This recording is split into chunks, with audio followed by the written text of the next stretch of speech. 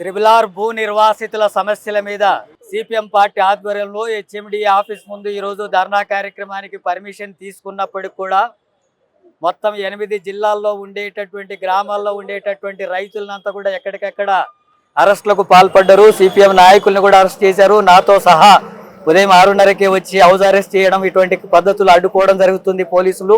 First alignment, second alignment, third alignment పేరుతో పేదలైనటువంటి రైతుల భూములంతా కూడా అక్రమంగా లాక్కుంటుంది.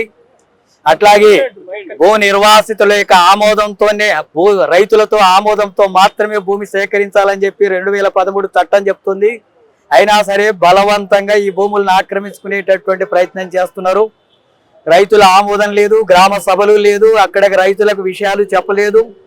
అట్లాగే ఏ అలైన్మెంట్ అనేది ఫైనల్ అనేటటువంటిది ముఖ్యమంత్రి ప్రకటించడం లేదు ఇప్పటివరకు కూడా ప్రభుత్వం.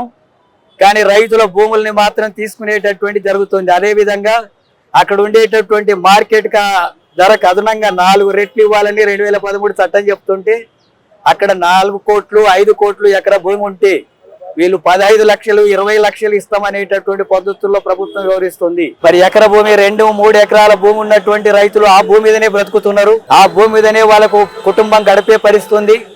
ఈ భూమి కోల్పోతే వాళ్ళకు ఉపాధి లేదు, పిల్లల భవిష్యత్తు కూడా ఉండదు, తిండి కూడా దొరకని పరిస్థితి ఉంటుందని చెప్పి రైతులంతా కూడా తీవ్రమైనటువంటి ఆవేదన వ్యక్తం చేస్తున్నారు.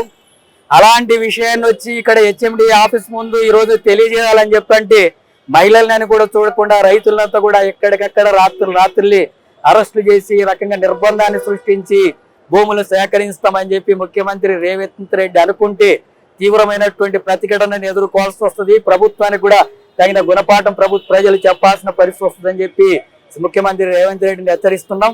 ఇప్పటికైనా సిపిఎం పార్టీగా డిమాండ్ చేస్తున్నాం, గ్రామాల్లో రైతులతో సభలు జరపండి. ఏ అలైన్మెంట్ ఫైనల్ అయిందో వెంటనే ప్రకటించండి. ఎవరి భూములు తీసుకుంటున్నారో ఆ రైతుల ఆమోదం ఉందా లేదా అనేది రైతులతో మాట్లాడి ఆమోదం ఉంటేనే ఆ భూమి తీసుకోవాలా. అట్లాగే కొంతమంది వ్యాపారస్తులు, రాజకీయ నాయకులు, పలుకుబడి కలిగిన వాళ్ళు, ఫార్మా కంపెనీల వాళ్ళ భూములు పోకుండా పేదల భూములకంతా కూడా ఈ రింగ్ రోడ్ కాకుండా వివిధ రూపాల్లోకి అది తారుమారు చేస్తున్నటువంటి పరిస్థితి ఉంది. ఆ రూపంలో కూడా రైతులు ఆందోళన చేస్తున్నారు. వాటి పట్ల పేదల భూములు పోకుండా ఉండేటటువంటి పద్ధతిని వివరించాలని చెప్పి ముఖ్యమంత్రిని డిమాండ్ చేస్తున్నాం.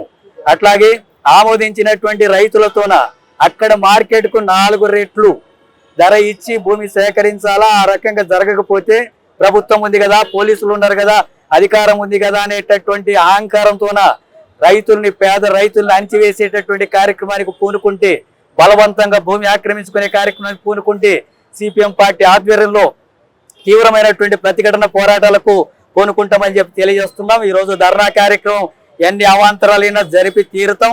అట్లాగే అధికారులు ఈ రోజు స్పష్టంగా ప్రకటించాలా, ప్రభుత్వం కూడా ప్రకటించాలా. ప్రకటించకపోతే మొత్తం త్రిబులార్ రోడ్డుకు వెళ్తున్నటువంటి భూ నిర్వాసితులు అవుతున్నటువంటి 163 గ్రామాల్లో రైతుల ఉద్యమానికి మద్దతు ఇవ్వడం లేదు. ఆ రకంగా ఎన్నుకున్నటువంటి ప్రజా ప్రతినిధులు, ఎమ్మెల్యేలే మా భూములు లాక్కుంటున్నారని చెప్పి తీవ్రమైనటువంటి ఆందోళనతో రైతులు ఉన్నారు. అందుకనే అక్కడ ఉండేటటువంటి ఎమ్మెల్యేలు కానీ, మంత్రులు కానీ, ముఖ్యమంత్రి కూడా ఈ రైతుల జీవితాలతో ఆటలు ఆడకుండా వాళ్ళ సమస్యను పరిష్కరించేటటువంటి పద్ధతుల్లో వివరించాలా. లేకపోతే ఖచ్చితంగా ఆ ఎమ్మెల్యేల మీద, మంత్రుల మీద కూడా వ్యతిరేకత వస్తుంది. ఈ ప్రభుత్వానికి కూడా గత ప్రభుత్వాల లాగానే ప్రజలు తగిన గుణపాఠం చెప్పేటటువంటి పరిస్థితి వస్తుంది. ఇప్పటికే ప్రజలకు ఇచ్చిన ఏ వాగ్దానాలు సరిగా అమలు జరగడం, ఎక్కడికక్కడ గ్రామాల్లో పర్యటనలు చేసి, యాత్రలు చేసి ముఖ్యమంత్రి కార్యాలయాన్ని దిగ్బంధం చేసేటటువంటి కార్యక్రమానికి పూనుకుంటామని చెప్పి హెచ్చరిస్తున్నాను.